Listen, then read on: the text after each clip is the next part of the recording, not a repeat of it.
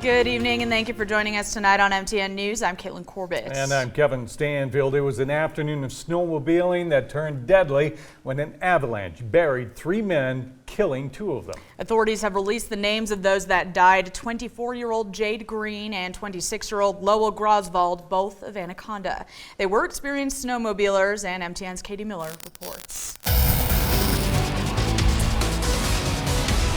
This has kind of shaken the foundation of what everything I thought I knew and believed in pertaining to avalanches. Missoula Sheriff's Office Captain Bill Burt says the 3 snowmobilers that needed rescuing near Sealy Lake on Wednesday were all expert riders. It's an area that slid that I wouldn't have expected to slide. I've been in there dozens of times over the past years.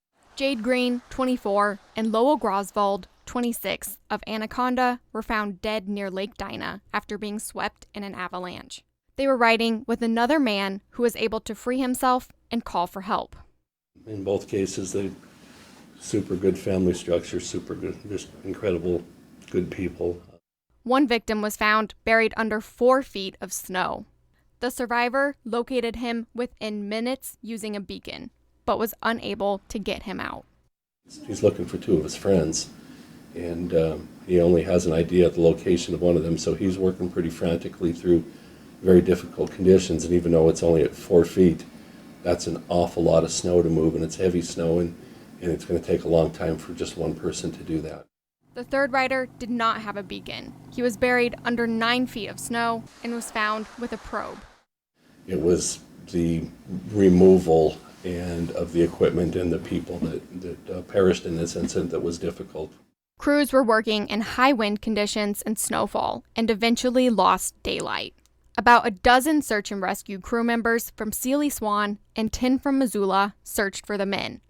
Missoula County SAR Chief Joe Blattner says crews are prepared to respond in an avalanche. We train all the time for these types of calls.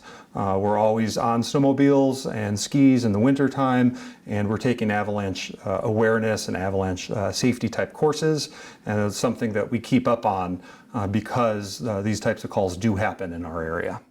In Missoula, Katie Miller, MTN News. Anaconda Chief Executive Bill Everett said the victims in this accident were 2 bright young men, and the tight-knit community of Anaconda is devastated by the tragedy. He added his heart goes out to the families of the victims. Okay, it was cold.